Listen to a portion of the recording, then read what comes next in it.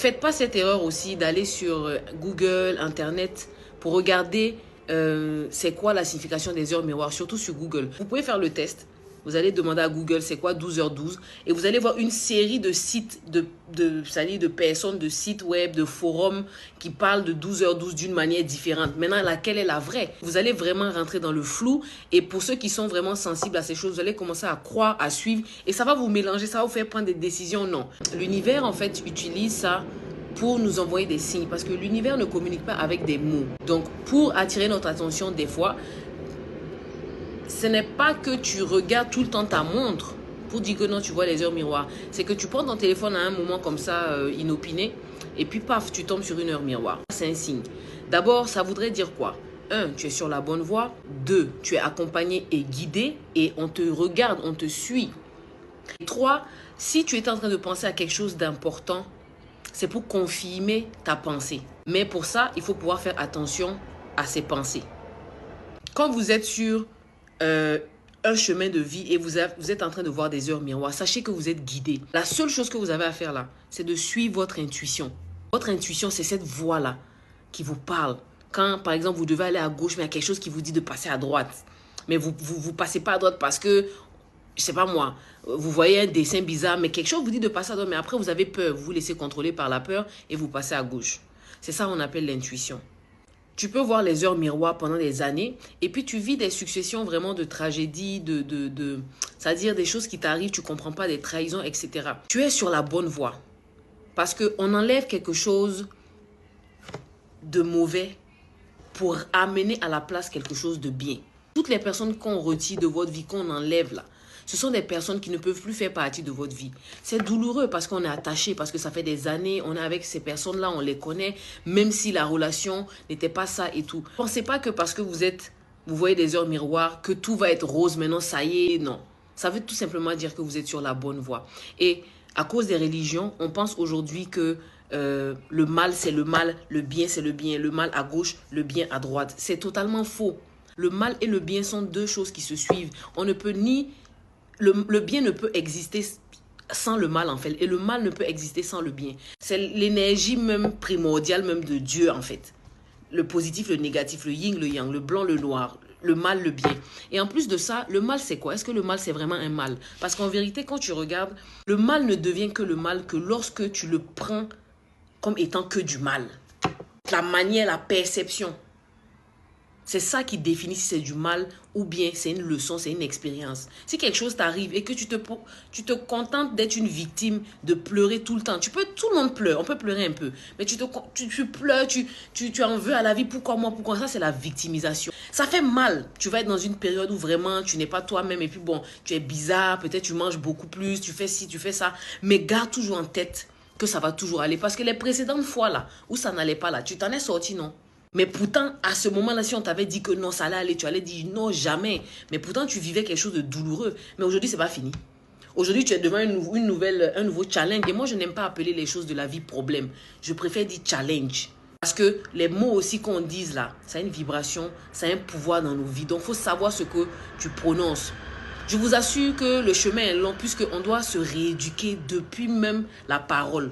voyez? Et c'est à cause des religions qu'aujourd'hui, on pense que quand quelque chose de mal nous arrive, ça veut dire que Dieu nous a abandonnés. Et puis même vous courez aller chez, par exemple, des voyants, des choses comme ça, par exemple, pour qu'on vous aide à régler cette situation-là.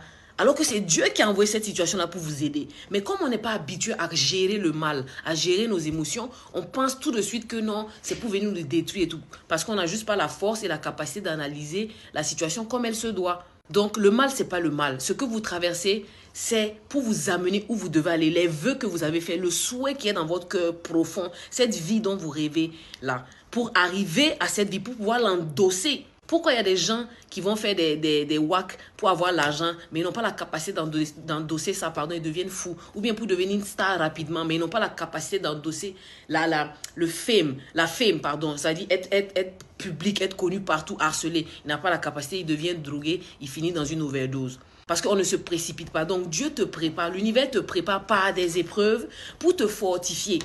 Voilà, regarde tout ça comme des challenges. Et puis la vie là, vous prenez trop cette vie là au sérieux. On est dans une expérience. Et puis si ça ne marche pas dans cette vie là, l'autre vie, tu vas te réincarner, tu vas venir, tu vas continuer. Ne prenez pas la vie là trop au sérieux. Ne laissez pas les choses, les problèmes, ça dit, vous définir. Actuellement, ça ne va pas dans ta vie là. Ça veut dire que toi, un être humain potentiel que Dieu a créé, puissant comme tu es là, à cause de peut-être petit problème que tu es en train de vivre, je ne sais pas, Goumen, ou bien un petit problème, tu es au chômage actuellement ou quoi. Ça veut dire que toi-même là, tu te considères comme étant quelqu'un d'inférieur. Pourquoi tu te fais ça? Non. Et puis ça, c'est les choses de la terre. On n'est pas venu pour chercher ça. D'autres sont venus expérimenter la richesse, les choses comme ça, pardon, la richesse, les choses comme ça. D'autres sont venus pour évoluer spirituellement. On n'a pas tous la même destinée. Donc, le mal, c'est pas forcément le mal. C'est même pas le mal. Le mal, même, c'est l'évolution, c'est l'essence. Même les plantes sont enterrées dans de la boue, dans de la saleté, dans le noir, avant de devenir les fruits que vous voyez, qu'on achète, qu'on mange. Même le homard, vous savez le homard que tout le monde aime manger. Pour que le homard grandisse là, à un moment donné, on appelle ça, il y a une citation qui dit l'inconfort du homard. Quand tu traverses une période dans ta vie qui est difficile, on appelle ça l'inconfort du homard. Ça veut dire que le homard, c'est un petit animal qui vit dans l'océan, voilà. Et quand il doit, à un moment donné, arrive, il rentre plus dans sa coquille devient trop petite pour lui. Donc il va se cacher dans des trous, le temps de casser sa coquille, sortir de sa coquille et attendre qu'une autre coquille pousse. Parce que s'il sort nu comme ça là, on va le... Voilà. Donc il reste dans le trou jusqu'à ce que sa coquille se reforme. Mais ça prend du temps. Il est dans le noir, il est seul, il est isolé. Et puis ça fait mal, c'est douloureux, la construction de la coquille et tout ça. Mais quand il sort de ça là, resplendissant, flamboyant comme on dit. Donc, aimez le processus de la douleur, appréciez la douleur. Ne voyez pas le mal, les épreuves de la vie comme Dieu vous a abandonné. Au contraire, c'est l'amour de Dieu qui se manifeste par la douleur. Après, il y a des bêtises que vous faites et puis ça amène le karma dans votre vie. Je ne parle pas de ça. Hein.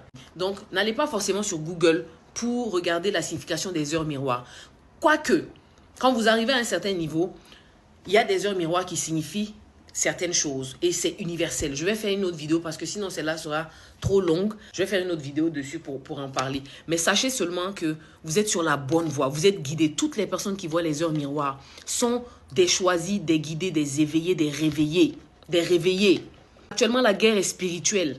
Donc là, ça dit, on est tellement protégés. Nous, les personnes qui parlent de la lumière, qui parlent de la conscience et tout, on est tellement protégés qu'une personne même qui nous attaque même à foirer. Mais maintenant, c'est votre perception de ce qui est en train de vous arriver qui fait que vous souffrez.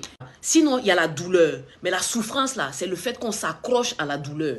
Tu perds quelqu'un dans ta vie, par exemple. C'est un fait. Tout le monde va mourir. Pleure un peu, mais accepte. Mais si tu veux dire que non, la vie, pourquoi moi? Pourquoi maintenant? Là, tu rentres dans la souffrance parce que tu te dresses contre une réalité implacable. C'est la mort.